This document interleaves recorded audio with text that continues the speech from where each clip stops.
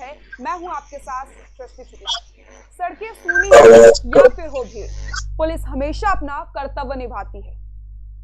दिन रात करके ड्यूटी हर माहौल में हमें सुरक्षा का एहसास दिलाती है। पुलिस के ऊपर कई सारी जिम्मेदारियां हैं और आज हम इसी पर चर्चा करने वाले हैं कि खाकी में भी इंसान है। जी हाँ, पुलिस के ऊपर कई सारी जिम्मेदारी हो। जान माल की सुरक्षा तो पुलिस को याद करते हैं, ट्रैफिक व्यवस्था को सुचारू करना हो तो पुलिस को याद किया जाता है, दंगे में दंगा हो जाए तो पुलिस को याद किया जाता है, आग लग जाए तो पुलिस को याद किया जाता है, घर में कलेश हो जाए तो पुलिस को याद किया जाता है, कोई व्यक्ति खो जाए तो पुलिस को याद किया जाता है, क्रिकेट का मैच हो तो पुलिस, फैशन शो हो तो पुलिस, गणेश विसर्जन हो तो पुलिस, जुमे की नमाज हो तो पुलिस, किसी वीआईपी नेता का भाषण हो तो पुलिस। यानी 12 महीने 365 दिन 24 घंटे एक पुलिस स्टेशन ना कभी छुट्टी में होता है और ना ही कभी सोता है, क्योंकि उनके ऊपर कई सारी जिम्मेदारियां हैं। और हमारे साथ आज इस चर्चा करने के लिए मेहमान भी जुड़ गए हैं। हमारे साथ बृजेंद्र सिंह यादव जी जुड़ गए हैं, पुलिस वेलफेयर एसोसिएशन के संस्थापक हैं। आपका बहुत बहुत स्वागत है यूसी न्यूज में। हमारे साथ पूर्व पुलिस अधिकारी सुधीर शर्मा जी भी जुड़ गए हैं। आपका बहुत बहुत स्वागत है यूसी न्यूज में। बृजेंद्र जी, सबसे पहले मैं आपके पास आऊंगी। पुलिस के ऊपर कई सारी जिम्मेदारियां हैं, लेकिन उनके बारे में सोचा नहीं जाता। ना तो उनके काम करने का जो घंटे हैं वो डिसाइड है, ना उनकी ड्यूटी डिसाइड है, ना उनका काम डिसाइड है। किसी भी चीज के बारे में नहीं सोचा जाता। उनके ऊपर कई सारे दबाव होते हैं, लेकिन उनकी चिंता करने वाला कोई नहीं। आपने बिल्कुल सही सवाल उठाया है और इसके लिए मैं कोट जो है आभारी हूं कि आपने कम से कम पुलिस कर्मियों की समस्याओं को अपने चैनल के माध्यम से उठाया है। तो इस संबंध में मैं बताना चाह रहा हूं कि इस कोविड-19 की लड़ाई में हमारे पुलिस और पीएसी जवान अपनी जान जोखिम में डाल करके और अत्यंत महत्वपूर्ण भूमिका निभा रहे हैं और फ्रंट लाइन वर्कर की भूमिका अदा कर रहे हैं, लेकिन ये किसी को दिखाई नहीं दे रहा है। और कोई भी सरकार पुलिस कर्मियों की समस्याओं को बिल्कुल नकार रही है, उनकी मेहनत को नकार रही है, जबकि हम लोग जो है पुलिस कर्मी जो है हर समय जो है, कोई अगर इस महामारी में कोई कंधा देने वाला नहीं तो पुलिस ही कंधा देती है। लेकिन इस समय कोविड-19 में इन्होंने स्वास्थ्य कर्मियों को तो फ्रंट वर्कर माना, लेकिन पुलिस कर्मियों को फ्रंट वर्कर नहीं माना और उनको जो है 25% बढ़ोतरी मानदेय भी नहीं दी और 50 लाख रुपया उनकी मृत्यु होने पर उनको 50 लाख रुपया डिस्कवर बीमा भी नहीं दे रहे हैं। अब दूसरी बात है कि अगर संक्रमित हो गए कर्मचारियों को पीपी किट, सैनिटाइजर, मास्क कुछ नहीं दिया जा रहा है और वो जो है संक्रमित में लोगों के सीधे संपर्क में आकर के काफी मात्रा में संक्रमित हो रहे हैं और मृत्यु भी हो रही है। अब आइए इनके इलाज पर। पुलिस लाइनों में इनके लिए हमने मुख्यमंत्री को लेटर लिखा था कि इनको जो है पुलिस लाइन पीएससी लाइनों में बेड और वो बेड वगैरह, दवाइयां वगैरह, ऑक्सीजन वगैरह उपलब्ध करा दिए जाएं, लेकिन अभी तक इन्होंने वो भी नहीं कराया है। अब आइए इनकी, जैसे कि इनके घर में परिवार में कोई बीमार हो जाए, जैसे कि अभी सीओ झांसी के पत्नी बीमार हो गई तो छुट्टी नहीं मिल रही थी तो उन्होंने इस्तीफा दे दिया। इसी तरह कर्मचारी बेचारा छोटा तो डर के मारे जो चुपचाप बैठ जाता है, भले ही उनके बच्चे मर जाए कुछ भी हो, लेकिन ये लोग अवकाश भी नहीं देते हैं। इनके ड्यूटी के समय ड्यूटी में इनको जो है 12 घंटे लगाया जाता है, जबकि आपके पास न पर्याप्त मतलब जो है आराम की व्यवस्था है, न साफ सफाई का इनको टाइम दिया जाता है, कुछ नहीं दिया जाता है इनको। अब बताइए, अगर क्रमवार 8 घंटे ड्यूटी लगा दी जाए तो इनको भी साफ सफाई का समय मिल जाएगा। पुलिस कर्मी भी एक मानव है, भारत के संविधान में इनको भी अधिकार है, मौलिक अधिकारों पे जीने का अधिकार है, लेकिन नहीं, कोई सुनने वाला नहीं है। बिल्कुल ब्रिजेन जी, बिल्कुल आपने बात बिल्कुल सही कही है। जब कोई भी कमी होती है तो हमेशा हम पुलिस को ही कोसते हैं, सब लोग पुलिस पर और ऐसे कोविड टाइम अगर इनको जरा भी ध्यान होता कोविड टाइम पर, तो ये इनकी पोस्टिंग नजदीक से नजदीक कर देता कि ये नौकरी भी कर रहे हैं और परिवार का भी दायित्व निभा सके, लेकिन इनके परिवार के दायित्व को किसी की चिंता नहीं है, किसी को चिंता नहीं है। बिल्कुल जब भी कोई कमी होती है, समाज में कुछ भी हो जाता है, तो हमेशा हम पुलिस को कोसते हैं, लेकिन जब सुरक्षा की बात आती है तो सबसे पहले हमें पुलिस ही याद आती है। फिर क्यों लोग ये भूल जाते हैं कि खाकी के पीछे भी इंसान है और उनके दर्द को भी समझना पड़ेगा, वो भी परेशान होते हैं, उनका भी एक परिवार है। मैं अक्सर मुख्यमंत्री को इससे अवगत कराता हूँ, लेटर लिख करके कराता हूँ, लेकिन समस्याओं का कोई निदान नहीं होता है। और मैं आपको ये भी बताना चाहता हूँ कि पुलिस कर्मी को इंसान के रूप में न देखने वालों को मैं 2022 में कड़क सजा दूंगा, कड़क सजा। इनके लिए हमने पार्टी बना दी है, इनके परिवारी जनों को लेकर रक्षक जन मोर्चा पार्टी, और उससे इनको जो है न्याय दिलाऊंगा।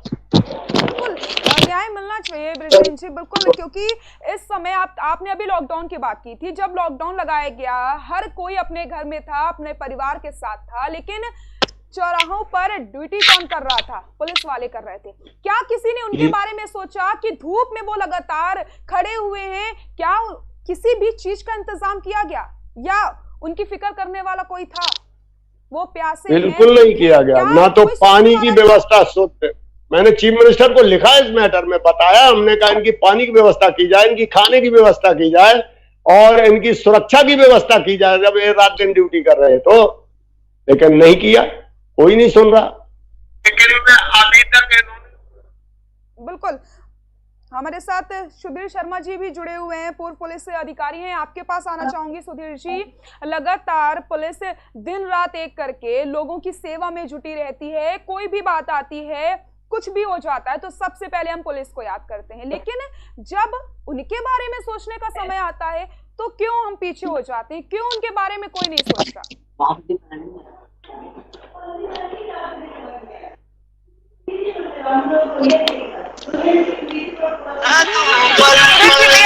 के पास जुड़ी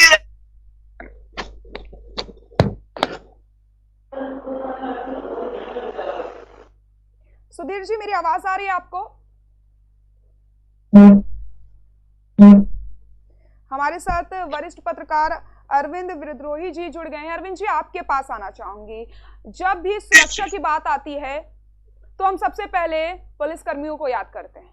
जब भी कोई कमी हो जाती है तो सबसे पहले उन्हीं को कोसा जाता है और सुरक्षा के समय उन्हें याद किया जाता है। फिर क्यों लोग ये भूल जाते हैं कि खाकी के पीछे भी एक इंसान है और उनका भी एक परिवार है? वो किस दबाव में काम कर रहे हैं, क्यों इसके बारे में नहीं सोचा गया आज तक? जी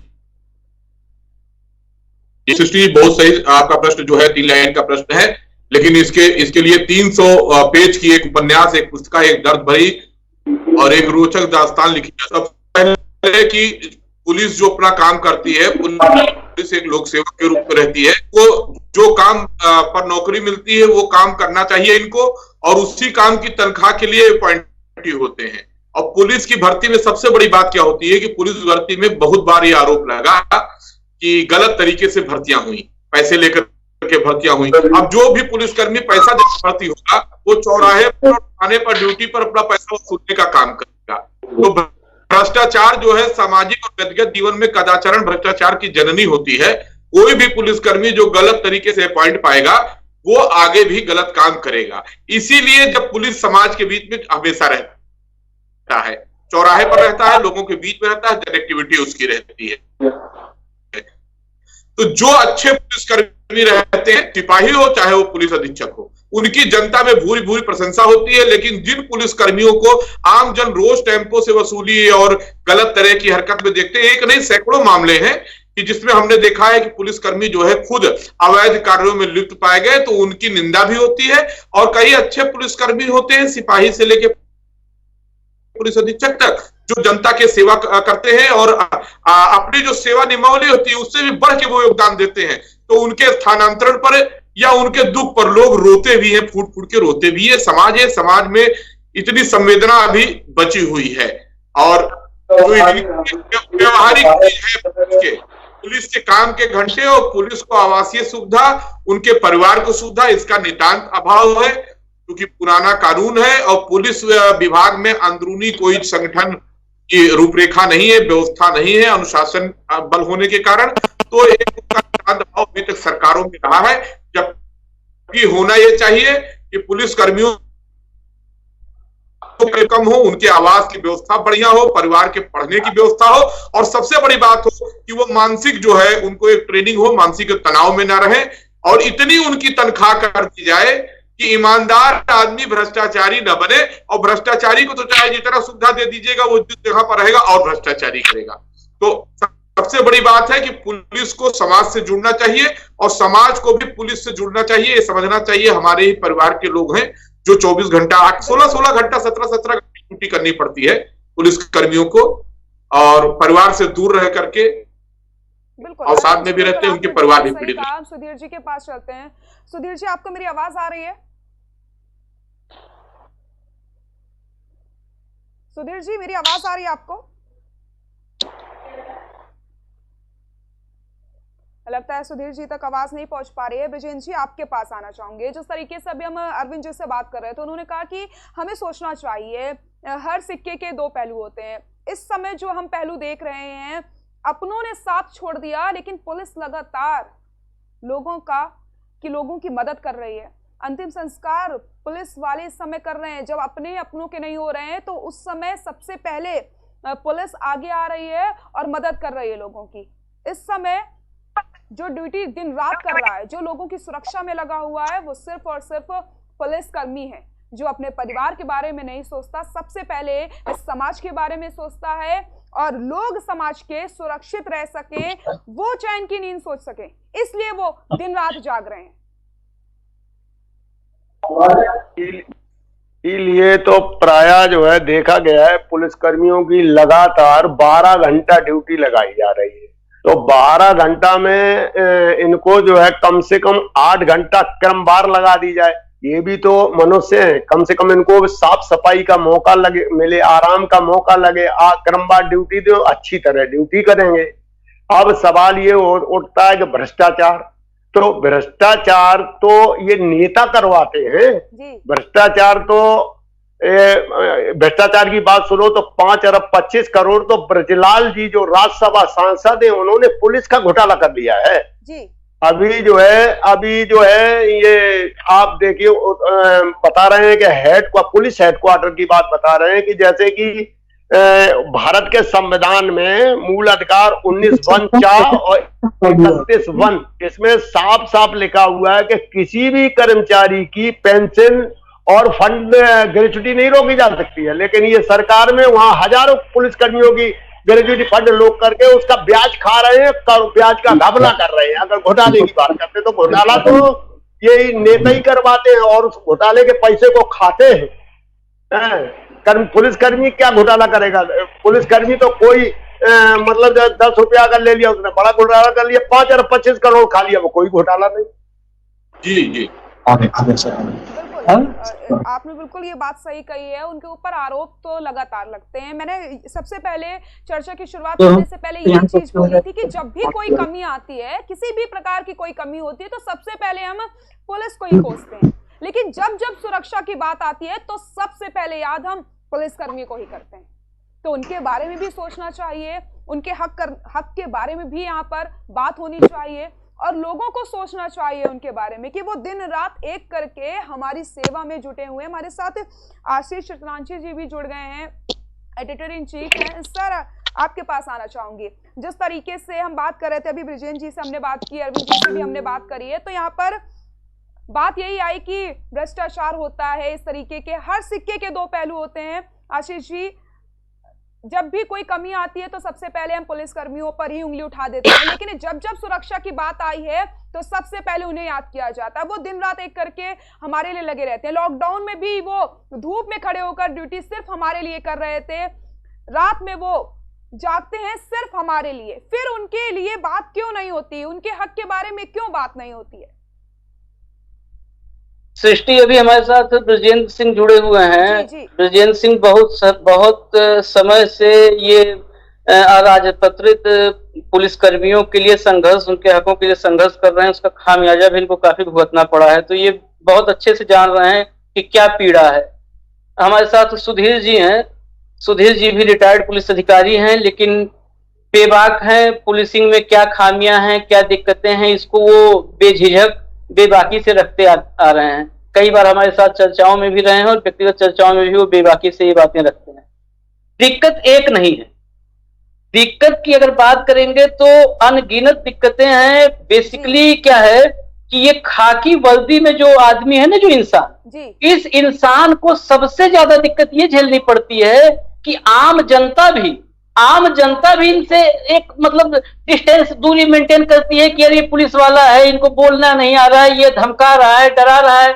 और वही पुलिस वाला जो आम जनता से भी तिरस्कार का शिकार होता है, वही अपने सिस्टम में आम जनता जितना तिरस्कृत करती है उस पुलिसकर्मी को, उससे ज्यादा उसका अपना सिस्टम उसको तिरस्कृत करता है।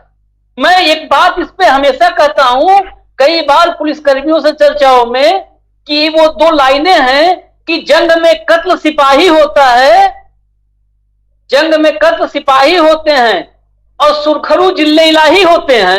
बिल्कुल। तो जंग में वो चाहे आज कोरोना का आपदा है या कोई दिक्कत आती है, फ्रंट लाइन जो अभी आज एक मांग है कि जैसे हेल्थ कर्मियों को कोरोना में front line warrior, front line जो है योद्धा मानते हुए उनको 25% का अतिरिक्त मानदेय का जो ऐलान हुआ है, मैं जरा भी स्वास्थ्य कर्मियों से, हेल्थ वर्कर्स से उनके क्रेडिट को एक रत्ती भर, एक अंश भर न ले सकता हूं, न लेने का अधिकारी हूं। अगर मैं ऐसा कहूं तो मैं भी गुनहगार हूं, लेकिन पुलिसकर्मी भी उतना ही बराबर हक है पुलिसकर्मियों का आज जो स्वास्थ्य कर्मियों का है। अगर स्वास्थ्य कर्मी अस्पताल के भीतर ओपीडी में, आईसीयू में, वेंटिलेटर पर, वहां पर मरीजों की देखभाल कर रहे हैं, तो इस कोरोना से आम जनमानस को बचाने के लिए, आम जन को बचाने के लिए इस 40 डिग्री तापमान में, 42 डिग्री, 44 डिग्री, बुंदेलखंड में, बांदा में अब धरती तपते तपते 42-44 जा रही है। इस समय, इस गर्मी में, इस दोपहरी में आपको चौराहे पे पुलिसकर्मी नजर आ रहा है। बिल्कुल। कहीं है उसके लिए कि कोई एक गिलास पानी दे दे, एक जो है लोटा पानी पिला दे। अभी पंचायत, इसी महामारी के बीच में अभी पंचायत चुनाव संपन्न हुए हैं, संपन्न हो गए, ऊपर वाले का रहम है, संपन्न हो गए वो चुनाव भरपूर। उसमें कौन, सब स्वास्थ्य कर्मी पीछे, लेकिन पुलिसकर्मी तो हर जगह पे रहना है उनको। शिक्षकों ने, मैंने शिक्षकों से के हक की बात आई तो मैंने डिबेट रखी, उस डिबेट में पुलिसकर्मी नहीं थे हमारे साथ, लेकिन मैंने वहां भी पुलिसकर्मियों की आवाज उठाई कि शिक्षक तो इतनी एकता उनमें है, इतनी ताकत है कि सत्ता के सामने आंख में आंख मिला करके, आंख में आंख डाल करके अपने हक की बात कम से कम कर तो पाते हैं, लेकिन पुलिसकर्मी वहां भी अपने हक की बात नहीं कर पाते। आवाज उठाने में भी डर है। जो दुनिया को अपने हक, किसी के भी हक को दिलवाने का फर्ज जिसका है, अगर वो अपने हक के लिए न लड़ पाए, दैट मीन्स उस पुलिसिंग में, उस सिस्टम में खामियां एक नहीं, खामियों पूरा आप कहो कि जमावड़ा है, वहां खामियों का ढेर है, झुंड है, इतनी खामियां हैं। सन ब्रजेंद्र जी सुन रहे हैं ना? जी जी सुन रहा हूँ। हाँ, बहुत अच्छा बोल रहे हैं। हाँ, सुधीर भाई, नहीं अच्छा बोलने नहीं, इसलिए कि अब आप लोग से अभी मैं उसी विषय पा रहा हूं। आज बताइए, अंग्रेजों ने जो बनाया था कायदा कानून 1861 में पुलिस एक्ट, आज तक चल रहा है। अंग्रेज बनाए थे, तो आज भी हम अंग्रेज को अपना भाई बंधु नहीं कहते, हम शोषक बोलते हैं ना, कि वो हमारे शोषक थे। उस समय जो पुलिस अधिकारी बैठता था, जो अफसर अधिकारी होता था उस समय का पुलिस विभाग का, किसी भी जिले में कमिश्नरी में, वो अंग्रेज होता था और सिपाही हिंदुस्तानी होते थे। बिल्कुल। तो वो तो अपना जन्मजात अधिकार लेके आए थे कि हिंदुस्तानियों का शोषण करेंगे। उनके लिए तो उस समय सिपाही कीड़ा मकोड़ा था। अब आजाद हिंदुस्तान में भी वही पुलिस एक्ट काम करेगा कि सिपाही पुलिसकर्मी कीड़ा मकोड़ा रहे। ये कैसे जायज है भाई? कैसे जायज है ये? इसको कौन जायज ठहरा सकता है? पुलिसिंग की व्यवस्था, पुलिसिंग की। सुधीर जी जुड़े हैं क्या हमारे साथ? जी सर। सुधीर जी आ चुके हैं। सुधीर जी आवाज आ रही है अब तक? सुधीर जी, आपको आवाज आ रही है? सुधीर जी की आवाज ठीक करिए। मैं ब्रिजेंद्र जी पास ये भी चलता हूं। ब्रिजेंद्र जी, 1977 से धर्मवीर आयोग से लेके और 2021 आ गया जी, पुलिसिंग में सुधार के लिए कितनी कवायदें हुई, कितने आयोग बने, कितनी समितियां बनी, कितनी फाइलें आई, कितनी रिपोर्टें तैयार हुई, और सब के सब कूड़ेदान में चली गई। लेकिन सरकार नहीं चाहती है। कारण उसका यह है कि वो जो है उसी अंग्रेज वाले कानून के हिसाब से ही डिक्टेटरशिप चलाना चाहती है और कर्मचारियों को गलत तरीके, गलत ऑर्डर पास करके अपनी दबदबा कायम रखना चाहते हैं। कर्मचारियों के साथ जो है वही व्यवहार करके उनको दबा के रखना चाहते हैं। हमने इनकी आवाज बनाने के लिए रक्षक कल्याण ट्रस्ट बनाया, हाई कोर्ट और सुप्रीम कोर्ट में लड़े, 15 साल लड़ने के बाद रजिस्ट्रेशन प्राप्त किया।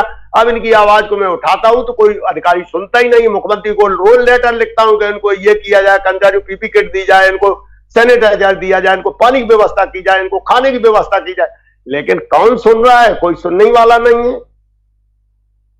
कौन सुने? अब बात यही सुनने का आई।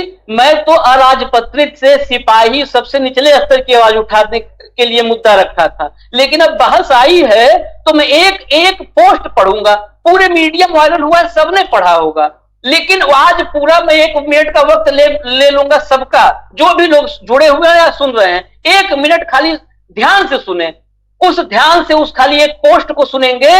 इस व्यथा का निचोड़ है, इस जो व्यथा है, ये दर्द है। अरविंद जी, अरविंद विद्रोह जी है ना? जी हाँ, जी, सुन रहा हूं। हाँ, ये व्यथा आपने पढ़ा होगा, जो झांसी में सीओ साहब ने एक अभी इस्तीफा दिया परसों। वहां तो रोहन पी कने हैं, बड़े तगड़े तेज तर्रार आईपीएस में गिनती है। उनके कारनामे उन्नाव में थे तो उन्नाव विधायक को जाके इस बार धरने बैठना पड़ा था। झांसी गए तो वहां भी सत्ताधारी दल के विधायक धरने बैठे। उन्हीं के मातहत सीओ हैं। उन सीओ में अब खबर मैं कुछ नहीं बताऊंगा, खाली वो पोस्ट पढ़ दे रहा हूं। पूरा पोस्ट पूरे प्रदेश में वायरल हुआ है। जय हिंद दोस्तों, मेरा नाम मनीष चंद्र सोनकर है। मैं 2005 बैच का यूपी पीपीएस ऑफिसर हूं। वर्तमान में मैं जनपद झांसी में क्षेत्राधिकारी सदर के पद पर नियुक्त हूं। मेरे साथ मेरी पत्नी और 4 साल की बेटी रह रही है। मैं विगत 12 सालों से पूर्ण निष्ठा और मनोयोग से अपने पद के कर्तव्यों के निर्वहन करते हुए सेवा दे रहा हूं।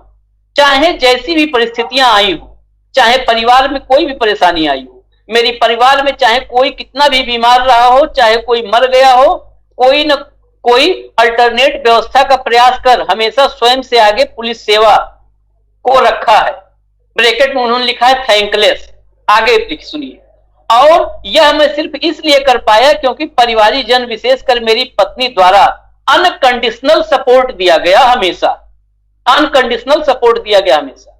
इसके बावजूद इस महामारी के काल में जब एक बार मेरे परिवार को मेरी जरूरत पड़ी, सिर्फ एक बार, जब मैं मेरे किसी परिवारजन या इष्टजन को नहीं बुला सकता अपनी जगह काम करने के लिए, बिना उनका जीवन भय में डाले, तो भी ये विभाग और इसके कर्णधार को गवारा नहीं हुआ कि मुझे मेरे परिवार के साथ इस विपत्ति काल में अकेले छोड़ दें। मदद करने के बजाय प्रताड़ना करना शुरू कर दिया। जैसा कि मैं पहले बता चुका हूं, मैं अपनी पत्नी और 4 साल की बच्ची झांसी में नियुक्ति के दौरान रह रहे हैं और सुरक्षा कारणों से कोरोना काल की शुरुआत से ही घर के अलग अलग हिस्से में रह रहे हैं। मेरी पत्नी को पिछले कई दिनों से हाई डिग्री फीवर आ रहा था। उससे पहले 20 अप्रैल 2021 से मैं हाई डिग्री के फीवर से पीड़ित रहा। 5 बार टेस्ट कराया पर निगेटिव रिपोर्ट आई, इसलिए मैं दवाइयां लेकर कार्य करता रहा। इस दौरान मेरी पत्नी पूरी सावधानियां रखते हुए मेरा पूरा ख्याल रखती रही। मेरी दवाइयां भी, मेरी पत्नी स्वयं होम्योपैथिक डॉक्टर है, खाना पीना और उसके ऊपर प्रेमोद व्यवहार रखते हुए मुझे जल्दी से जल्दी ठीक किया। और इस दौरान जब कार्य सरकार के कारण crime scene visit, lockdown enforcement, mask का इन्फोर्समेंट, मीटिंग, जांच, स्ट्रांग रूम की चेकिंग, पुलिस पार्टी की रवानगी, कार्यालय विवेचना आदि का कार्य उच्चाधिकारियों के आदेश निर्देश के क्रम में दवाइयां लेते हुए करता रहा। 30 अप्रैल 2021 को मेरी पत्नी, मेरा और मेरी बेटी का कोविड टेस्ट कराया गया, जिसमें मेरी पत्नी का रैंडम टेस्ट पॉजिटिव आया।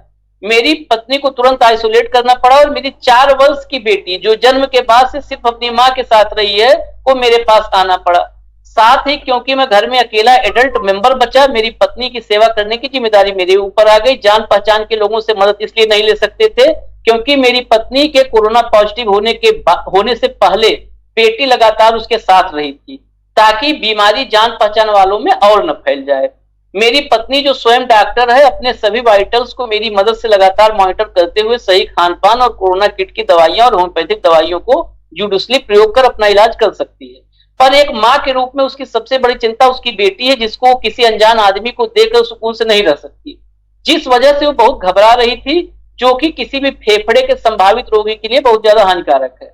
हमारी स्वास्थ्य सेवाएं ऑलरेडी बहुत ज्यादा स्ट्रेच हो चुकी हैं और पेशेंट को कितना कैटर करेंगे हम सब जानते हैं, उस पर कमेंट करने की आवश्यकता नहीं है। अतः मेरी पत्नी की तबीयत जल्द ठीक हो जाए और मेरी पुत्री का स्वास्थ्य बना रहे, बीमारी फैले बिना, इसलिए मैं ही उनकी सेवा कर सकता था, जो पूर्व में उनके सबसे करीब रहा।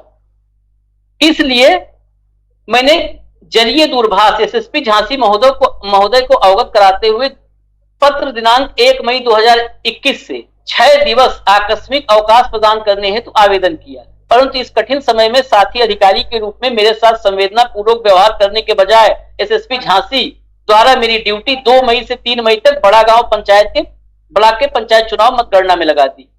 चिट्ठी थोड़ी लंबी हो रही है, सुनिएगा ध्यान से। साथी अधिकारी व कर्मचारी गण के साथ पूर्ण समन्वय करते हुए मैंने सुनिश्चित करा कि समस्त पुलिस बल ड्यूटी पर पहुंच जाए और साथी अधिकारी व कर्मचारी के साथ दूरभाष पर लगातार संपर्क पर रहा। 2 मई को मेरे द्वारा अवकाश हेतु एसएसपी झांसी के जरिए दूरभाष पुनः निवेदन किया गया, परंतु उनके द्वारा बोला गया कि फॉलोअर के भरोसे अकेले 4 साल की बेटी को छोड़कर ड्यूटी पर चले आओ, जो फॉलोअर 1 दिन पहले ही आया था। चाहे वो बेटी के साथ कैसा ही व्यवहार करे, उसको देखने के लिए घर पर कोई नहीं था। पत्नी की प्रयोग की गई चीजों को सुरक्षित ढंग से रखे या न रखे, बेटी जो बार बार पत्नी के पास जाने के लिए मचल रही, उसको मार पीट कर देव व्यवहार कर उससे चुप करवाए, खिलाए पिलाए या न करे। मैंने आने में असमर्थता जताई और उनसे पुनः अवकाश स्वीकृत करने हेतु निवेदन किया, जिसका उन्होंने मना कर दिया। तो मैंने उनसे बोला कि आप अवकाश स्वीकृत नहीं कर सकते तो मैं इस परिस्थिति में कार्य करने को तैयार नहीं हूं और मैं अपना त्यागपत्र दे रहा हूं। जिस पर उन्होंने कहा ठीक है और फोन काट दिया, जिस पर मैंने माननीय राज्यपाल को संबोधित त्यागपत्र को जरिए उचित माध्यम प्रेषित कर दिया। मेरा त्यागपत्र आवेदन हेतु प्राप्त करते ही दिनांक 2 मई को माननीय वरिष्ठ पुलिस अधीक्षक महोदय द्वारा संज्ञान लेते हुए अग्रिम कार्रवाई हेतु संबंधित अधिकारियों पुलिस मुख्यालय को आवश्यक कार्यवाही हेतु प्रेषित कर दिया गया। साथ ही इंसल्ट ओवर इंजरी करते हुए मेरे 1 मई के आवेदन के क्रम में दिनांक 3 मई से 6 मई तक अवकाश प्रदान कर दिया गया। अब लंबी चिट्ठी हो रही है, उसका आखिरी मैं थोड़ा आखिरी पढ़ दे रहा हूं। एक समाज के रूप में हम और कितना गिरेंगे जब हम एक परिवार जो कि जीवन रक्षक सुविधा देने के बजाय उनको स्वयं को बचाने के प्रयासों को भी करने में आड़े आएंगे। मेरे त्यागपत्र स्वीकार होने के बाद भी मेरा परिवार दुखी नहीं होगा, क्योंकि हम सब साथ में होंगे और जीवन यापन के लिए कुछ न कुछ तो कर ही सकता हूं।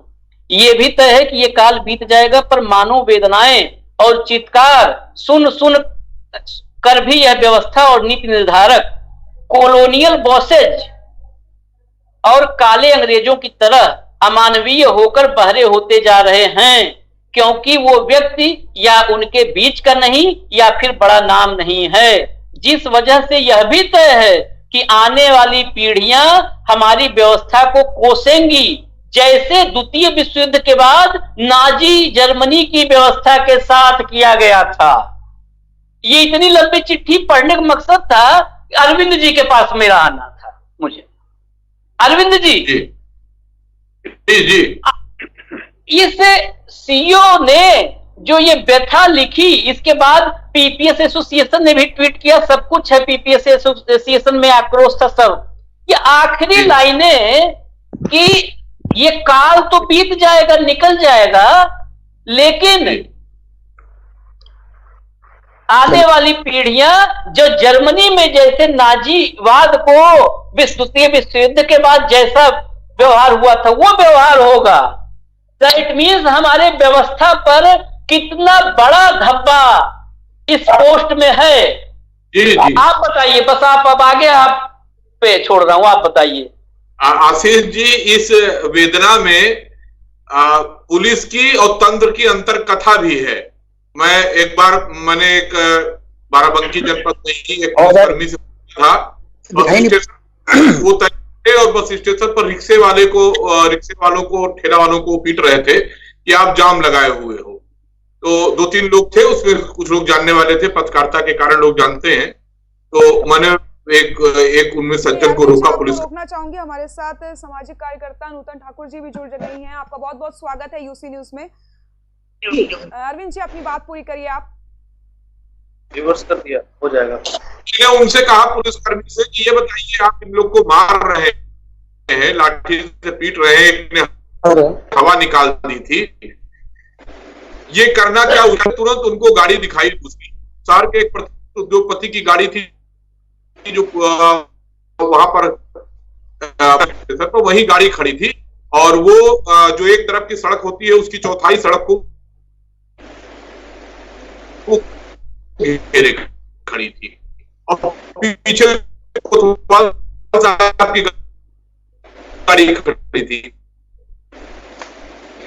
ये PCR control room, Arvind ji की आवाज बार बार डिस्टर्ब हो रही है, थोड़ा ठीक करिए। रास्ता रोके खड़ी है, क्या आप में से कोई है कि इन 2 गाड़ियों को हटवा सके? मतलब पुलिस जो कोतवाल साहब उनकी गाड़ी के किनारे लगवा के उनकी बात कर रहे हैं, उनसे कैसे करें? तो मैंने उनसे कहा कि एक बात ध्यान रख लीजिए, आप पुलिस का स्तर पर मेहनत करके में आप हैं, रिक्शा वाले जो है बिल्कुल वो भी श्रमिक वर्ग में निशान पर है रोजगार के, आप उन पर प्रहार कर रहे हैं। लेकिन कोतवाल साहब और साहब जिले के किसी भी उद्योगपति को किनारे गाड़ी खड़ी करने के कारण आज तक लाठी नहीं चलाए हैं, और आपकी लाठियां रोज अपने ही संवर्ग कार्यालय पड़ती हैं। और जब आप कोतवाल या आप थाना पर जाते हैं या एसपी साहब के जाते हैं, तो आप भी इसी हिकारत की दृष्टि से देखे जाते हैं, 2 दर्जे से। वही पीड़ा सीओ साहब की एसपी साहब से भी आई। जब व्यक्तिगत रूप से आपकी भावनात्मक रूप से महसूस करें परिवार को की तरह कष्ट है, अभी भावनात्मक होगा तब वो अपने तंत्र को भी सुधार लेगा, खुद को सुधार लेगा।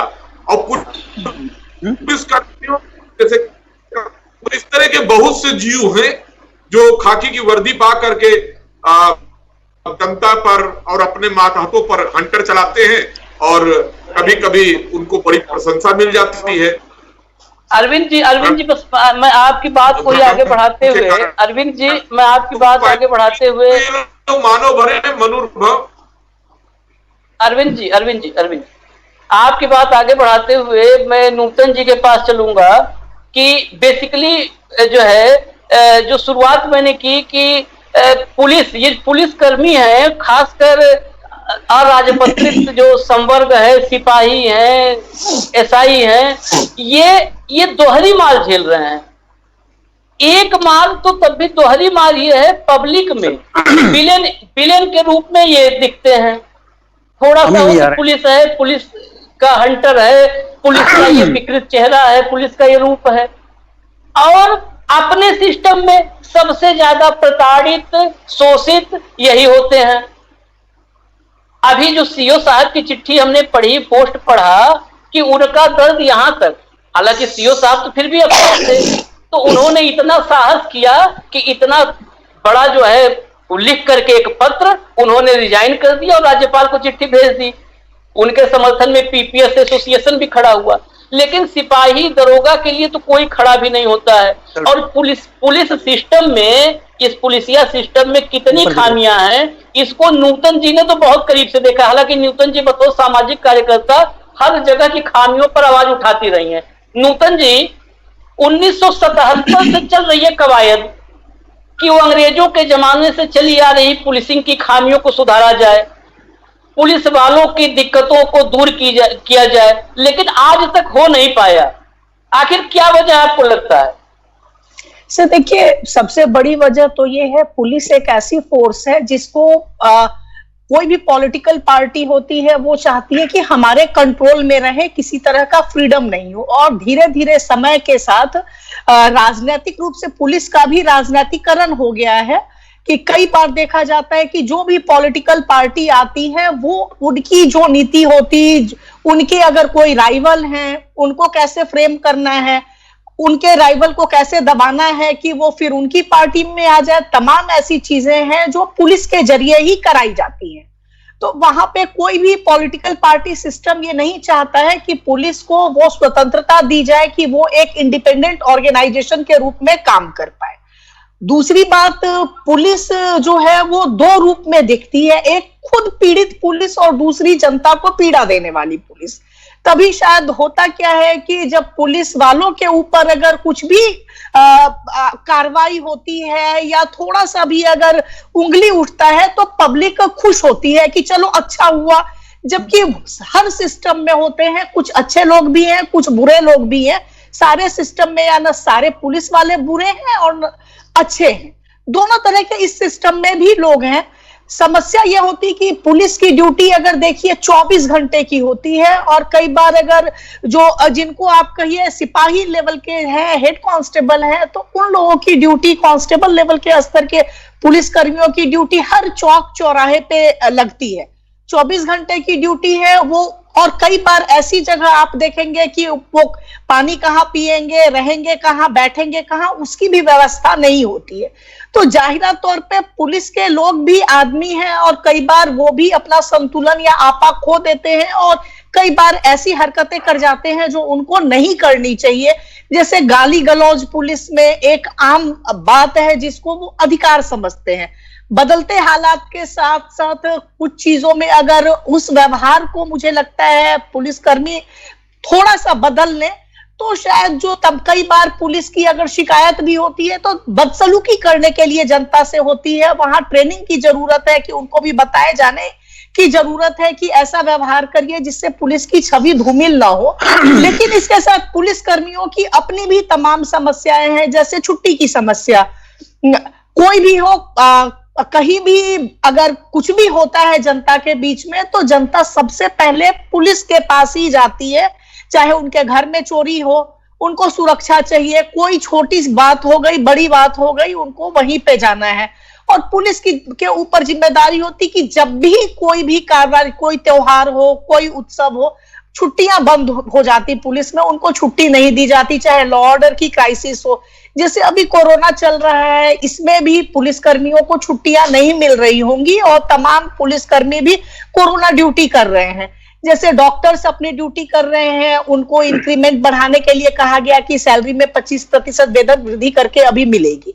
पुलिसकर्मी भी वही ड्यूटी कर रहे हैं और कड़ी ड्यूटी करते हैं, 24 घंटे करते हैं, अपने घर से दूर रह के करते हैं।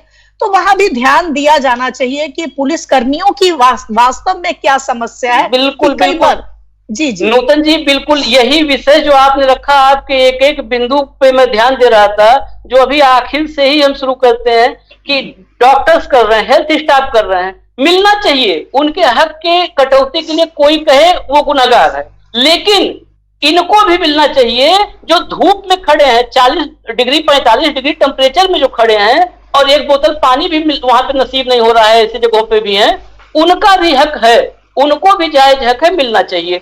दूसरी बात आपने कही कि रहने के लिए व्यवस्था नहीं होती है, कई जगह ऐसे रहने की व्यवस्थाएं तो आपने करीब से देखा होगा कि जहां रहने की व्यवस्था पुलिस लाइन में की गई है वहां पे कितनी दयनीय और जर्जर व्यवस्थाएं हैं, वहां पे कितनी बदतर व्यवस्थाओं में सिपाहियों को रहना पड़ता है। हम तो सिपाही की उस स्थिति को भी देखते हैं। तीसरी बात जो राजनीतिक आपने कहा, इसी सवाल को लेकर मैं सुधीर जी के पास जाऊंगा। उनका भी अनुभव है, पुलिस व्यवस्था में अफसर रहे हैं, कि जो बात आई कि राजनेता जो भी सत्ताधारी होता है वो अपने हिसाब से पुलिसिंग को अपने लिए इस्तेमाल करना चाहता है। 1996 में प्रकाश सिंह साहब सुप्रीम कोर्ट गए थे। 10 साल की सुनवाई के बाद 2006 में सुप्रीम कोर्ट ने निर्देश कुछ दिए थे, 10 साल बाद, जिसमें एक महत्वपूर्ण निर्देश था ये कि राजनीतिक प्रभाव से और दबाव से, प्रभाव और दबाव दोनों से पुलिसिंग को मुक्त किया जाए। और बहुत सारी सुप्रीम कोर्ट ने सिफारिशें, बहुत सारे निर्देश दिए थे कि जांच को कानून व्यवस्था से अलग कर दिया जाए, जांच करने का काम अलग हो, कानून व्यवस्था का दायित्व अलग संभाले। वही आदमी पता चल रहा है कि चौराहे पे खड़ा होकर बैरिकेडिंग लगा के गाड़ी चेक कर रहा है, और वही पता चल रहा है कि फिर शाम को जो है 304 के मुकदमे में जा रहा है गांव में वो करने, विवेचना करने। सब काम उसी का है। काम के घंटे आप हालत देख रहे हैं। सुधीर जी, ये व्यवस्थाएं आखिर सुधर क्यों नहीं रही, इस पे चर्चाएं और बहस तो बहुत हो गई। निरर्थक बहस करते करते हम भी ये बाजी जा चुके हैं। सर, सुधार एक निरंतर प्रयास है। ये कभी एक दिन, 2 दिन, 1 साल में नहीं हो सकता। और किसी चीज को सुधारने के लिए नीत और नियत दोनों साफ होनी चाहिए। हम आंसू तो बहा लेते हैं पुलिसकर्मी के मरने के ऊपर, लेकिन पुलिस के दर्द को भी समझना चाहिए। पुलिस की ट्रेनिंग एक समय जब होता था, बताया जाता था कि पुलिसकर्मी 4th क्लास पास करके पुलिस में भर्ती होता था।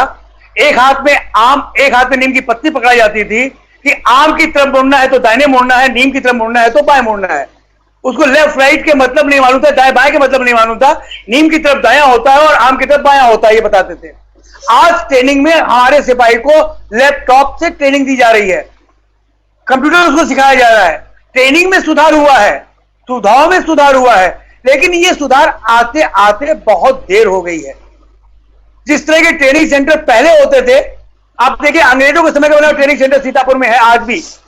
वहां पे आज भी वो खबरें लगी हुई जो अंग्रेजों की लगाई हुई हैं, ऐतिहासिक धरोहर है वो। लेकिन आप जो नए ट्रेनिंग सेंटर बन रहे हैं, जो नई ट्रेनिंग की सुविधाएं आ रही हैं, वो अलग आ रही हैं। पुलिस में रिफॉर्म हुआ है और लगातार हो रहा है, और ये रिफॉर्म एक समय की पुकार है। अगर हम नहीं करेंगे तो ये पुलिसकर्मियों के लिए नई नई समस्याएं। सुधीर जी, मैं आपकी बात से 100% लोग सहमत होते हैं, 200 हो जाता हूं कि सुधार हो रहा है। लेकिन जो रफ्तार सुधार की है, इस रफ्तार से तो फिर ये कलयुग के बाद ही कंप्लीट हो पाएगा सुधार आप लोगों का, ये पुलिसिंग का सुधार। अब अगला युग कलयुग के बाद कौन सा आना है, थोड़ा धार्मिक ग्रंथों को मैं अध्ययन करूं तब पता चलेगा कि सतयुग में होगा, अगला सतयुग आएगा या त्रेता या द्वापर, फिर से अगर चक्र घूमेगा तो उसी में पूरा हो पाएगा। हर सरकार चाहती है कि उत्तर प्रदेश की पुलिस स्कॉटलैंड की पुलिस की बराबरी करे, लेकिन उसके हाथ में दिया जाता है एक छोटा सा डंडा। अब आप आए मुद्दे पे, हाँ, 24 घंटे उसको नौकरी करनी है और उसकी तुलना बॉबी से करना चाहते हैं। लेकिन स्कॉटलैंड यार्ड, इसकी ऐसे तो स्कॉटलैंड यार्ड बनेगी नहीं, स्कॉटलैंड पुलिस ऐसे बन नहीं पाएगी। उससे भी ज्यादा करते हैं, सिपाही से लेके हमारे डीजी तक आप उठा के देख लीजिए, किसी के पास सांस लेने का टाइम नहीं है। हर आदमी परेशान है। एक कहावत मुजफ्फर साहब ने कहा है कि शहर में क्यों है, ये सब तो पुलिस वाक्यों पर 100% लागू होते हैं। हर सिपाही से लेके फॉलोअर से लेके डीजी तक परेशान है। इतना वर्कलोड है कि उनको सुविधाएं नहीं मिल रही है, सोचने का टाइम नहीं मिल रहा है। आज आप यही तो मैं कर रहा हूं कि खुलकर बताइए ना, फिर कौन जिम्मेदार है? हमारी व्यवस्था जिम्मेदार है। हम हम सिस्टम हम कहते हैं कि उसके हमने एक बार पहले भी कहा था, आज एक बात कह रहे हैं, जिस दिन हमारे सिपाही से लेकर डीजी तक ये फैसला कर लेंगे कि जिसको पुलिस की बात है मुख्य धारा और धारा के अलग पोस्टिंग कहते हैं, उसका देंगे, उत्तर प्रदेश पुलिस सोने की चिड़िया बन जाएगी। कोई राजनेता पुलिस का पोषण नहीं कर पाएगा। ठीक है। आप सही बात को मैं लेकर के ब्रजेंद्र सिंह यादव पास चल रहा हूँ। ब्रजेंद्र सिंह यादव जी, सिस्टम अभी सुधीर जी भी इसी पुलिसिया सिस्टम का हिस्सा रहे हैं, बता रहे हैं पूरी निचोड़ जो उनके बात का है कि सिपाही से फॉलोअर से लेकर के होमगार्ड से लेकर और डीजी तक सब परेशान हैं। ठीक, अब परेशान क्यों हैं उसकी वजह कोई होगी, तो वो सिस्टम, आजकल एक सिस्टम शब्द बहुत घूम रहा है, सिस्टम। आप बताओ ये सिस्टम है क्या, ये सिस्टम है कौन जो तबाह कर रहा है, परेशान कर रहा है सब? ये सिस्टम है आईपीएस ऑफिसर, ये अपने पद पावर का दुरुपयोग करते हैं, अन्याय अत्याचार शोषण करते हैं। ये लोग शासनादेश का, शासन मुख्य सचिव के आदेश का, पुलिस रेगुलेशन का कोई पालन नहीं करते हैं, जैसा मन में आता है उसी हिसाब से करते हैं। इसके मैं कुछ उदाहरण दे रहा हूं। जैसे पुलिसकर्मी निलंबित होता है, निलंबित पुलिसकर्मी के लिए 7 साल पुलिस अधिनियम 1861 में लिखा हुआ है कि निलंबित को दैनिक हाजिरी देने के लिए बाध्य नहीं किया जा सकता है।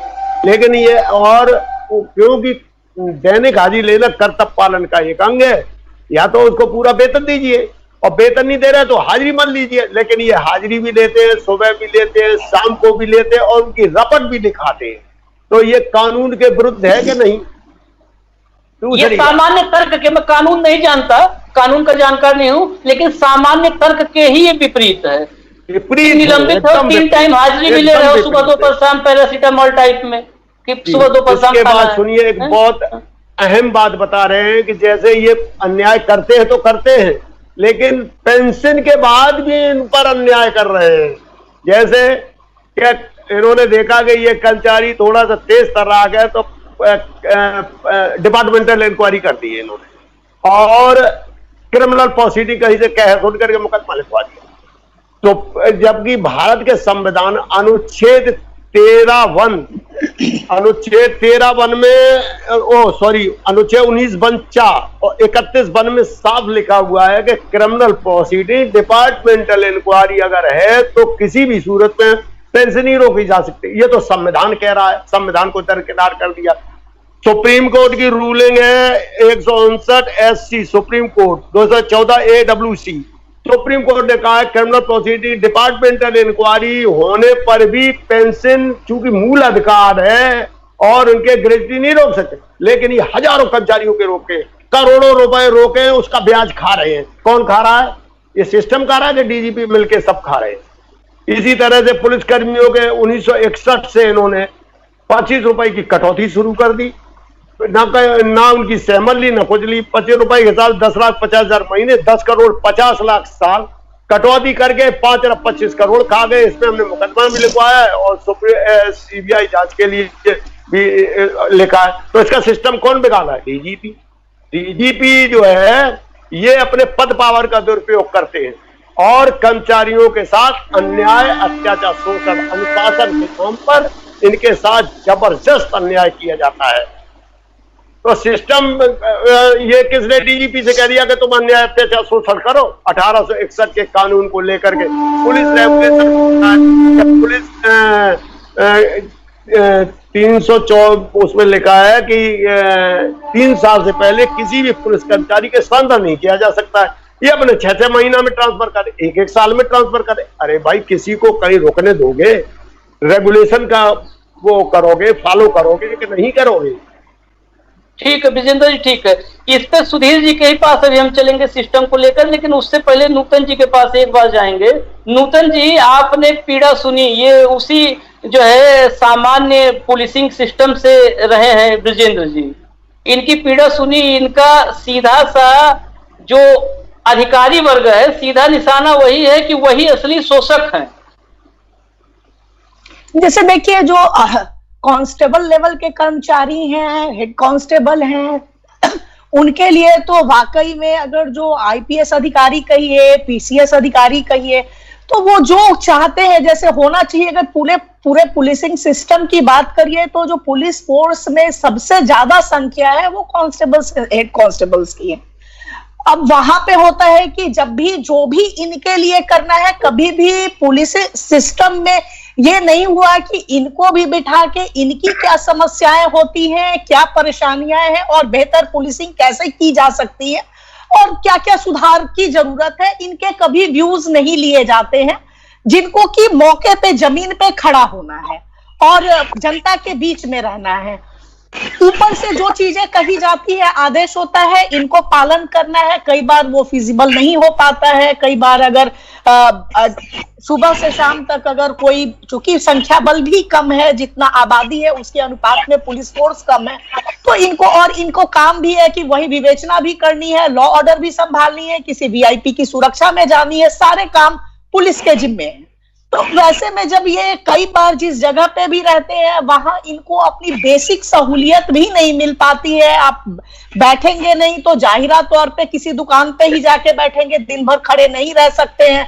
आपके खाने पीने की व्यवस्था नहीं है, तो भले कोई पुलिसकर्मी कहीं अपना पैसा दे के भी अगर पानी पी रहा हो, खा रहा हो, तो वो जाता है कि मुफ्तखोरी कर रहे हैं या यहाँ लगे वसूली करने। कई बार ऐसी भी स्थिति होती है।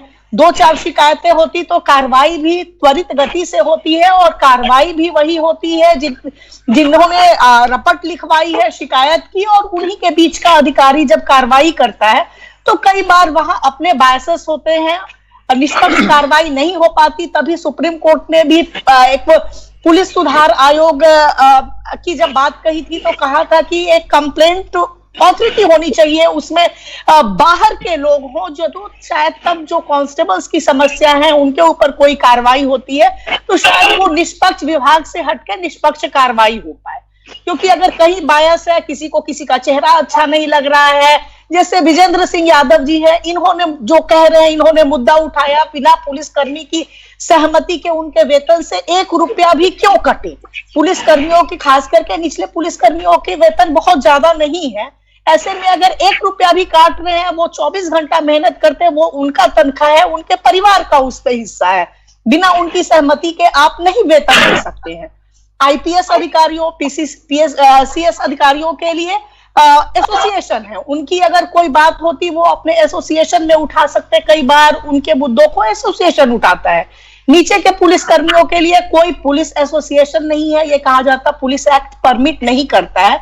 लेकिन आप अपने में भी इनको शामिल कर सकते हैं, एक यूनिफॉर्म पुलिस एसोसिएशन बना सकते हैं जिसमें नीचे के कर्मचारी भी रहे, वरिष्ठ कर्मचारी भी रहे, ताकि उनमें जो अनुशासन, मैं कहूंगी कि अनुशासन अच्छी चीज है, लेकिन अनुशासन के नाम पे दबाने की कोशिश होती है, वो नहीं होनी चाहिए। उनकी बात को भी सुना जाना चाहिए। जो खाई है अनुशासन के नाम पे 2 हिस्से में बटा हुआ पुलिस बल है, तो उसको एक करने की जरूरत है, जिसका निश्चित रूप से अगर ऐसा होता तो फायदा आम जनता को भी देखने को मिलेगा और जनता को भी मिलेगा। क्योंकि जी ठीक है, आपको जोड़ने का मेरा मतलब जो मकसद था डिबेट में, वो पूरी तरह सफल इसलिए ही है कि जिस ईमानदारी से आपके सुझाव हैं और जितने ईमानदारी से आप इन चीजों को, आपने करीब से पुलिसिंग को देखा हुआ है, तो जितनी ईमानदारी से आप इन चीजों को बता रही हो, सुझाव दे रही हैं। जैसे ये बात आप पुलिस एक्ट कह रहा है कि नहीं बना सकते पुलिस एसोसिएशन, अरे आईपीएस भी तो पुलिस का ही, पुलिसिंग का ही हिस्सा है। वो ऐसा तो है नहीं। फिर यहीं पे अंतर है कि या तो आईपीएस ने मान लिया नहीं हम पुलिसिंग के खुदा हैं, वो भी पुलिसिंग का हिस्सा है। अगर उनका अगर एसोसिएशन है तो कोई ऐसा इनके भी हक, डिसिप्लिन के नाम पर शोषण, प्रताड़ना, ये नहीं स्वीकार किया जा सकता है डेमोक्रेटिक कंट्री में और डेमोक्रेटिक सिस्टम में। डेमोक्रेटिक सिस्टम में ये तो कम से कम होना चाहिए कि अपने हक की। आप ये बताओ कि मैं अभी इसी बात पे कहा कि चुनाव में शिक्षकों, पंचायत चुनाव में ड्यूटी लगाई गई शिक्षकों की मौत हुई, उस पर शिक्षकों की ताकत इतनी है जो बार बार कहता हूं कि कम से कम सरकार से अपने हक के लिए आंख में आंख डाल करके बात कर सकते हैं, निगाहों में निगाहें डाल करके, आंखें मिला करके अपने हक की आवाज उठाते हैं। इनके पास तो कुछ भी नहीं है। जहां मन किया लगा दिया, इस बूथ पे खड़े हो जाओ, सुबह शाम खड़े रहना, इस बूथ पर खड़े हो जाओ, बैठने की फुर्सत नहीं है, जगह नहीं है, कोरोना की आफत ऊपर से है। इनकी तो आवाज वहां पर जहां पर शिक्षक सुप्रीम कोर्ट तक चले गए, वहां पे एक सिपाही और होमगार्ड तो अपने कप्तान तक नहीं जा पाया। ये व्यथा है नूतन जी कि जहां पर शिक्षक, ये पंचायत चुनाव के खिलाफ कि पंचायत चुनाव स्थगित किया जाए, मतगणना स्थगित की जाए, की गई नहीं की गई वो अलग का विषय है, लेकिन अपनी आवाज उठाने का, अपने हक की बात करने का उनको एक मंच है ना, उनका अधिकार है ना, वो सुप्रीम कोर्ट तक सफर किए, वहां तक गए। और ये सिपाही अपने कप्तान के पास नहीं जाकर के बोलने की जो है हिम्मत इनकी है कि साहब कोरोना बहुत है, हमारे परिवार में भी 3 आदमी पॉजिटिव हो गए, हम कैसे जाएं साहब ड्यूटी करने। उतनी भी इनके अंदर आत्मबल वो नहीं जग पाया आज तक, उतना भी इनको ताकत नहीं दे पाया, सिस्टम नहीं ताकत दे पाया हमारा। अरविंद जी सुधीर जी के पास फिर अब आपके पास बात जाऊंगा।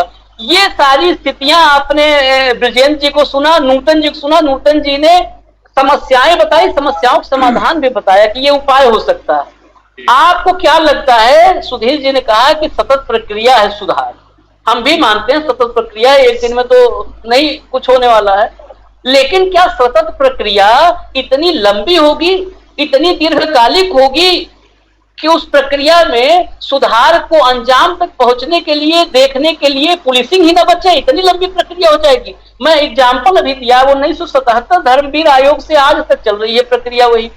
तो 1998 में इंद्रजीत गुप्ता गृह मंत्री थे, तब उन्होंने राज्यों को लिखा, सबको लिखा, हर राज्य को चिट्ठी लिखी कि आप लोग अपने अपने प्रदेश में पुलिसिंग में सुधार करिए।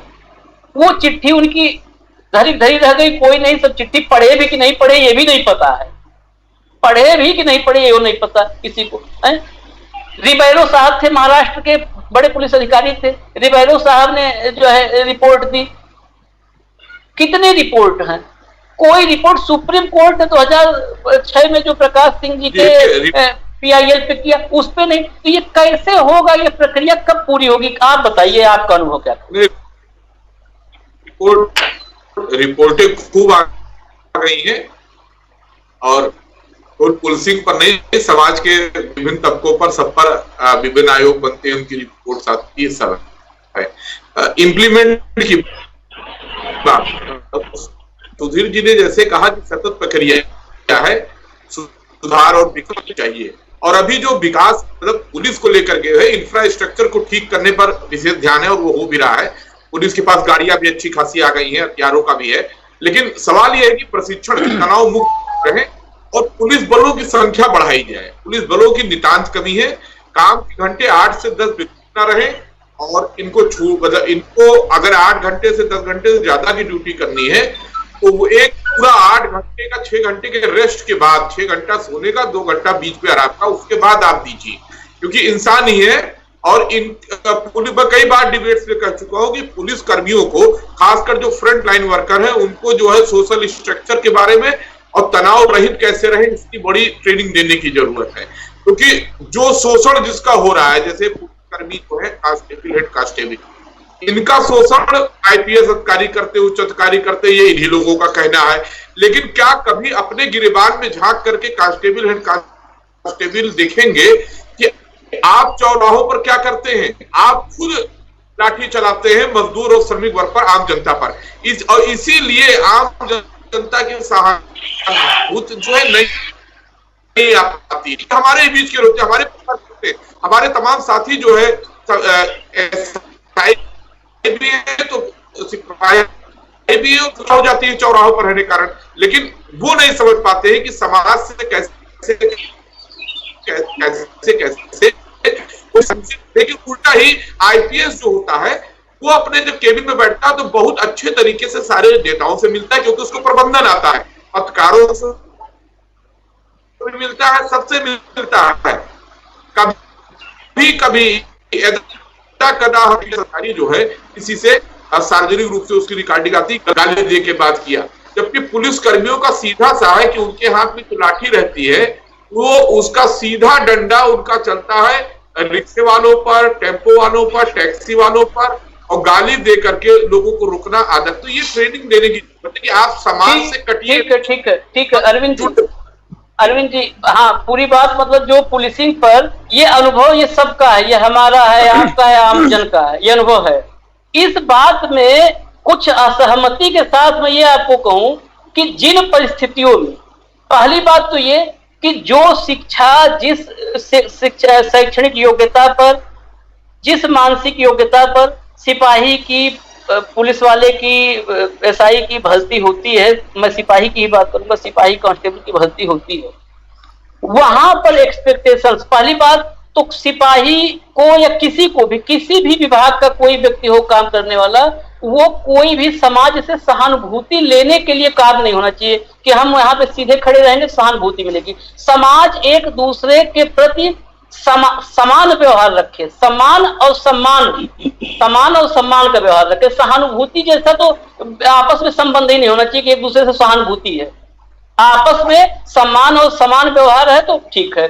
दूसरी चीज ये है कि आप जो ग्राउंड पे, मैं ये भी बताऊं आपको कि आप बता रहे हो ना कि कैबिनेट बहुत अच्छा बात करते हैं, लेकिन बहुत से अधिकारियों को, आईपीएस अधिकारियों को देखा है मैंने कि जब ग्राउंड पे, जिस ग्राउंड पे 24 घंटा ये पुलिसकर्मी और सिपाही कांस्टेबल रहते हैं ना, उस ग्राउंड पे आईपीएस को और बड़े अधिकारियों को जब एक दिन के लिए आना पड़ता है तो वो उस कांस्टेबल से ज्यादा उग्र हो जाते हैं।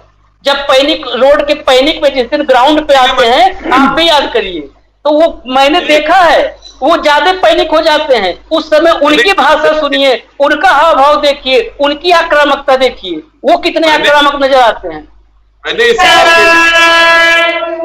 वही बात मैं आपकी वही कहा कि आपकी बातों में थोड़ी असहमति के साथ मैं उसी को और आगे बढ़ा रहा हूं, उसी के साथ जाऊंगा सुधीर जी के पास, जो इतने देर से रोका हुआ था, कि जब अधिकारी उस ग्राउंड पे आता है ना, लॉ एंड ऑर्डर वाले ग्राउंड पे, जमीन पे उतर के, तो वहां पे उसका बॉडी लैंग्वेज, उसकी आक्रामकता कांस्टेबल से कई बार दिखती है, और वो कांस्टेबल मौके पर रहता है। हाँ, मैं यही बात कह रहा हूं कि एक आईपीएस की शैक्षणिक योग्यता, मानसिक योग्यता, उसकी जो जहां से है वो, और एक सिपाही कांस्टेबल को, वो आप बराबर, उनको आप उसके लिए ट्रेन करो। और दूसरी बात आपने कहा कि जो हो रही है, ट्रेनिंग हो रहा है पुलिस सुधार, तो मैं क्या कहता हूं कि मशीनी सुधार से पहले इंसानी सुधार जरूरी है। वो मशीन चलाएगा कौन?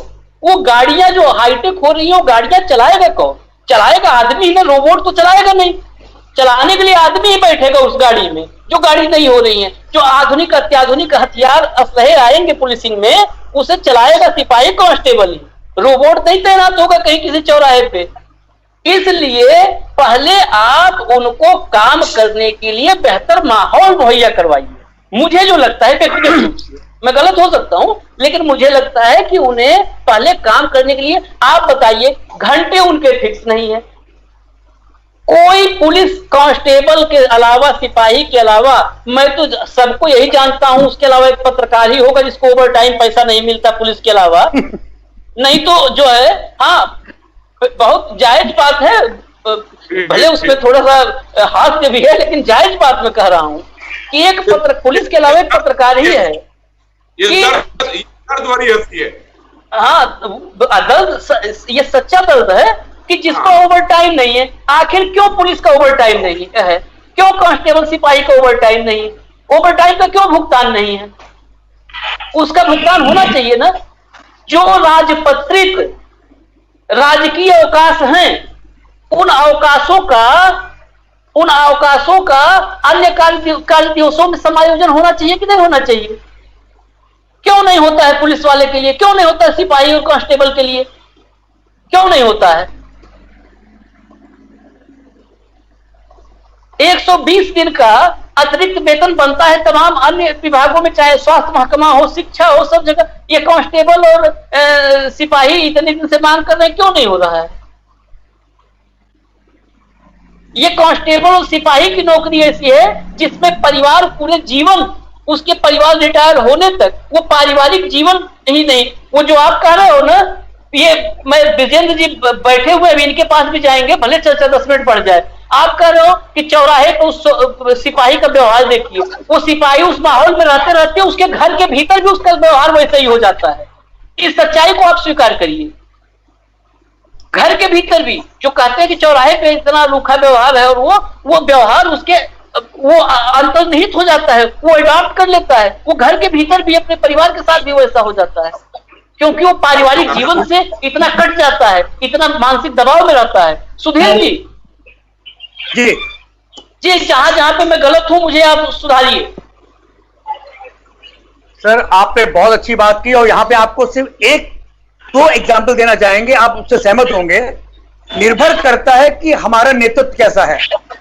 आप एग्जाम्पल दे रहे हैं कि विजय जी जानते हैं, एक समय था कि उत्तर प्रदेश में समस्त फॉलोअर ने हड़ताल कर दी थी। उस समय सेना नायक 10वीं वाली पेशी होते थे ए सतीश गणेश, जिसमें कमिश्नर बनारस में है। बाराबंकी का सारे फॉलोअर ने मिलकर के फुटबॉल का मैच खेला, जीते, उनको इनाम दिया गया, महिला जो फॉलोअर थी उन्होंने भी फुटबॉल खेला और हमारे कमांडर थे उस समय से ए सतीश गढ़, उन्होंने खिलवाया। यहां पे जरूरत होती है कि सोच क्या है अधिकारी की।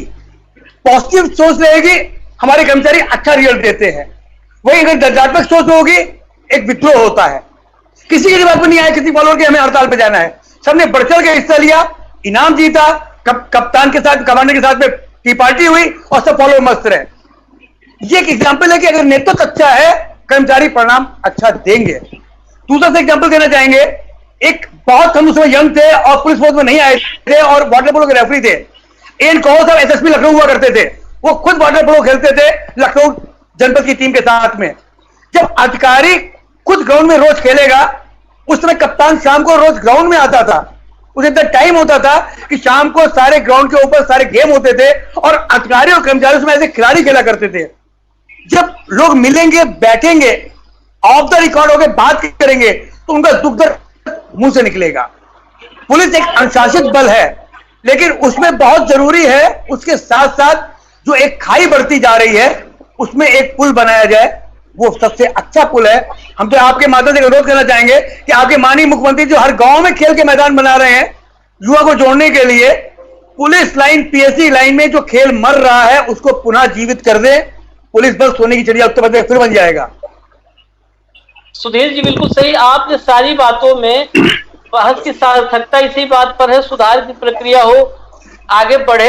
एक बात आपने जरूर, मैं किसी अधिकारी का नाम, किसी आईपीएस अधिकारी का नाम नहीं लूंगा, बहस में वो ठीक नहीं होता है कि किसी का नाम ले, लेकिन हैं, कई हैं, मैं ज्यादा नहीं तो आधे दर्जन तो आज भी नाम उंगली पे गिन सकता हूं व्यक्तिगत रूप से, जिनको मैं जानता हूं कि वो उनका स्वभाव, वो चाहते हैं पुलिसिंग में सुधार हो, वो अपने मातहतों के साथ उनका व्यवहार भी अलग है, वो मातहतों में भी देखते हैं कि ये जो हमारे निष्ठावान है, तो उसके लिए वो सिस्टम से भी, कई बार मैंने ऐसे अधिकारियों को देखा है, नाम नहीं कोट करूंगा, कि वो सिस्टम से भी, जिस सिस्टम पे जाकर के सारा आखिर में सब आरोप जिस सिस्टम पे लटकता है ना, अटकता है, उस सिस्टम से भी वो एक आध बार दो हाथ करने के लिए कदम बढ़ा लेते हैं। ऐसे अधिकारी भी हैं, लेकिन वो बहुत गिने चुने हैं। मैंने क्या कहा कि हो सकता है आधे दर्जन नाम हो, वो भी नाम नहीं लेना उचित है, लेकिन ये गिने चुने अधिकारी हैं।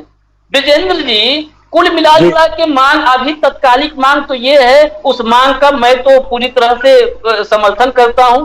बाकी नूतन जी ने भी कहा कि अगर फ्रंट लाइन कोरोना वॉरियर्स के रूप में हेल्थ वर्कर्स को, डॉक्टर्स को अगर दिया जा रहा है तो ये पुलिस कर्मियों को ही मिलना चाहिए। मैं भी बिना लाग लपेट इस मांग को आगे बढ़ाता हूं। आखिर आपके साथ और कौन कौन सी दिक्कतें हैं, क्या क्या हैं, इस मंच पर एक बार पुलिसिंग में क्या क्या, सिपाही कांस्टेबल क्या क्या और व्यवस्था दुरुस्त होनी चाहिए, हालांकि काफी कुछ मैंने कहने की कोशिश की है। आप भी एक बार आखिरी टिप्पणी आपकी, आप भी। देखिए साहब, बार बार आप लोगों को मैं बताना चाहता हूं कि पुलिस विभाग में जो कह रहे हैं एसोसिएशन नहीं बन सकती है, अनुशासन विभाग है, तो मैं ये बता देना चाहता हूं, आपके चैनल के माध्यम से सबको बताना चाहता हूं कि police for restriction rights of act धारा 3 में वेलफेयर संस्था को चलाने के लिए कोई रोक टोक नहीं है। इसके बाद सुप्रीम कोर्ट ने भी रूलिंग पास की SCC 269, freedom to form association does not describe any personal law enforcing any government. हम अपने वेलफेयर के लिए अपनी संस्था को क्यों नहीं चला सकते? इस संबंध में डीजीपी ने कार्रवाइयां की हम लोगों के खिलाफ। जब कार्रवाई की तो मैंने हाई कोर्ट में, उच्च न्यायालय में इनके खिलाफ रिट याचिका दाखिल की और इनका जवाब तलब हुआ है, अभी तक जवाब नहीं दिया है। और फिर इन्होंने डिस्टर्ब करने की कोशिश की, हमारे संस्था को अवैध बताया। अवैध जब संस्था रजिस्टर्ड है, 80G12 में रजिस्टर्ड है, ना IPS रजिस्टर्ड है, ना PPS रजिस्टर्ड है, ना रेलवे कर्मचारी रजिस्टर्ड है, रक्षक कल्याण ट्रस्ट वेलफेयर एसोसिएशन 80G12 में भी पंजीकृत है, फिर अवैधानिक कैसे हो गई जरा बताएं हमको। और फिर हम अपनी आवाज को चीफ मिनिस्टर को लिखते हैं या अधिकारियों को अवगत कराते हैं, तो कुछ अधिकारी ऐसे हैं जो कर्मचारी की समस्याओं का निदान कर देते हैं, लेकिन कुछ लोग जो हैं उसको नजरअंदाज कर देते हैं। आखिर जांच समस्या है, जैसे उदाहरण के तौर पे जो आपने कहा है कि इनको भी 25% बढ़ोतरी हो, इनको भी सैनिटाइजर और सुरक्षा की व्यवस्था की जाए, इनकी भी 8 घंटे ड्यूटी लगा के नहाने धोने के लिए पर्याप्त समय दिया जाए। ये भी मानव है, पुलिस भी एक मानव है, वो भी एक इंसान है, उसको भी मानवीय मूल्यों के आधार पर जीवन जीने का अधिकार है। पर ये लोग जीवन जीने नहीं देते हैं, उनको इतना प्रताड़ित करते हैं और इतना ज्यादा उनको त्रस्त करते, क्योंकि मैं पुलिस विभाग में 3 पुष्ट से हूं, मेरे बाबा भी थे, मेरे पिताजी भी थे, मैं 4 भाई पुलिस में था, तो हमसे बेहतर पुलिस के बारे में कर्मचारी परेशानी के बारे में कोई नहीं जानता है। एक चीज आपने ये भी बताया कि वास्तव में उनका व्यवहार जो है घर में आके वैसे ही बन जाता है। तो हमने देखा है कि हमारे बाबा के भी वैसे ही कड़क स्वभाव था, पिताजी भी घर में उसी तरह चंचलाते थे, लेकिन चूंकि मैं तो सोशल हूं इसलिए ज्यादा नहीं चंचलाता हूं। चलिए ठीक है ब्रजेंद्र जी, आखिरी टिप्पणी नूतन जी, आखिरी टिप्पणी आपकी। आखिरी टिप्पणी यही कहूंगी कि पुलिसकर्मी के भी ह्यूमन राइट्स हैं और उसका भी पालन होना चाहिए। जो ड्यूटी के आवर्स हैं हर विभाग में जितना है इनके लिए भी उतनी ही होनी चाहिए, शिफ्ट में होनी चाहिए, और अगर ज्यादा काम लेते तो उसके पैसे भी मिलने चाहिए। और उसके साथ इनके बेसिक सहूलियत या सुविधा है उसको भी ध्यान दिए जाने की जरूरत है। जैसे जो आवास की समस्या है, आपने भी कहा पुलिस लाइन में जो आवास दिए भी गए हैं वो ऐसी हालत में है कि वो इनके आवास सुरक्षा देने की जगह पे खतरा पैदा कर रहे हैं। तो जो रख रखाव है, इनकी बेसिक सुविधा है वो दी जाएंगी। ये भी अपने घर परिवार के बीच में अगर जैसे और लोग वक्त गुजारते हैं उतना गुजारेंगे तो निश्चित रूप से आम जनता के प्रति भी इनके व्यवहार में बदलाव आएगा। इनके ह्यूमन राइट्स जो हैं इनको दिए जाने चाहिए। जो कटौती होती है निश्चित रूप से उसके बेहतर परिणाम देखने को मिलेंगे। जी नूतन जी, सही आपने कहा कि खतरा पैदा करते हैं उल्टा जहाँ रहने की व्यवस्था होती है। कानपुर में अभी हाल ही में 8-10 महीने पहले बैरक गिरने से वहां पे कांस्टेबल की मौत हो गई थी। तो ये तो स्थितियां हैं वो जो आपने कहा और जो हमने कहा। अरविंद जी, आखिरी में आपकी एक टिप्पणी आखिरी में कि आखिर ये सिपाही भी, मैंने इसीलिए कहा कि खाकी में भी इंसान है, खाकी में भी, खाकी ऊपर से नीचे कांस्टेबल से कप्तान तक सबके खाकी में सब हैं, खाकी में भी इंसान है। मैं इसीलिए मैंने सीओ राजपत्रित अधिकारी हैं, लेकिन झांसी सीओ के दिल का दर्द भी मैंने रखा कि कैसे कप्तान साहब नहीं छुट्टी दिए। कोरोना में पत्नी जो है घर में आइसोलेट थी, उस समय भी नहीं, 4 साल को बिटिया को संभालने के लिए नहीं छुट्टी दिए, तो उन्होंने अपनी पीड़ा कैसे, अपनी व्यथा कैसे रखी है। तो आखिरी टिप्पणी आप। देखिए, अब शोषण के खिलाफ तो लड़ना ही पड़ेगा और सेवा नियमावली का पालन करते हुए जो समाज से एक सामंजस्य बनावे और अपने हक की बात नहीं उठाएंगे तो काम नहीं चलेगा। जो वेलफेयर एसोसिएशन की बात है, वेलफेयर एसोसिएशन बना है, कांस्टेबल हेड कांस्टेबल एसोसिएशन, आपके वेलफेयर के लिए आवाज उठाने वाले लोग मजबूत होंगे तभी आप मजबूत होंगे। और सम्मान भी करिए समाज के सारे लोगों का, खासकर श्रमिक वर्गों का, और जो मेहनत का तबका है जो पास चौराहे पर जिससे, और बड़े अधिकारियों की नाजायज मांगों की पूर्ति का एक माध्यम मत बनिए, क्योंकि दोषारोपण और काली हिकारत की दृष्टि से फ्रंट लाइन पर रहने वाले कांस्टेबल हेड कांस्टेबल ही माने जाते हैं। समाज उन्हीं को देखता है, 10, 20, 50 रुपए की वसूली करते या फ्री में, चाहे अपना ही पैसा देके पानी पी रहे हो, जैसा नूतन जी ने कहा, लेकिन उनको वही समझता है। और आईपीएस अधिकारी जो भ्रष्टाचारी होते हो, चाहे जितना पैसा ले ले वो बाद में खुलता है, जैसा कि बिल्कुल अरविंद जी, बिल्कुल ये संदेश अरविंद जी का वास्तव में कम से कम सब बातें हक और हुकूक की हो रही हैं सिपाही कांस्टेबल के, लेकिन ये सिपाही कांस्टेबल जो ग्राउंड पर हैं, पब्लिक के बीच में वही हैं, उन्हें भी थोड़ा इस विषय को समझना होगा। सुधीर जी, आज आप पुलिसिंग में, आपके भी अंडर में तमाम सिपाही कांस्टेबल रहे हैं, आपने उनसे काम लिया है, काम करवाया है। आप चलते चलते इनके लिए आपका क्या संदेश है और कैसे इनको कैसे राहत मिले, इनके हक, इनके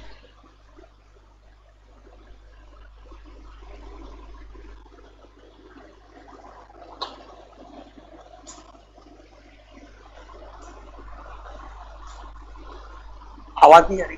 सुधीर जी, आपको मेरी आवाज आ रही है?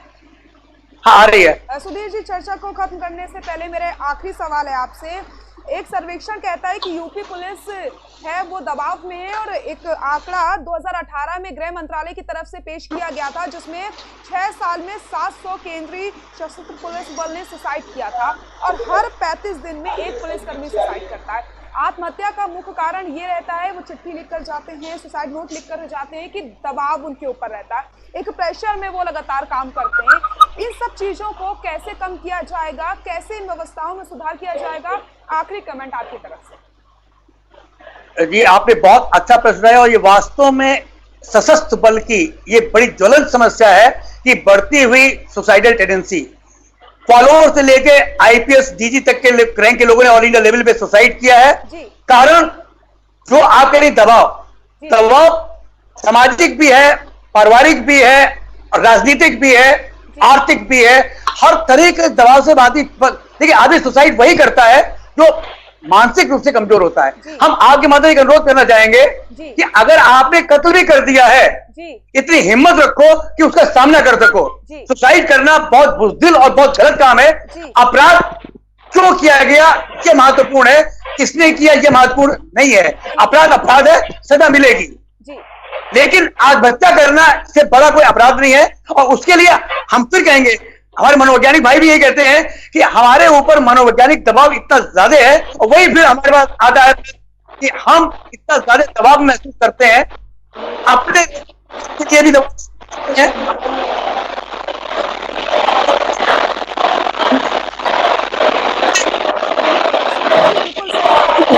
इस दबाव से निकालने के लिए प्रयास करने चाहिए, और 12 घंटे 365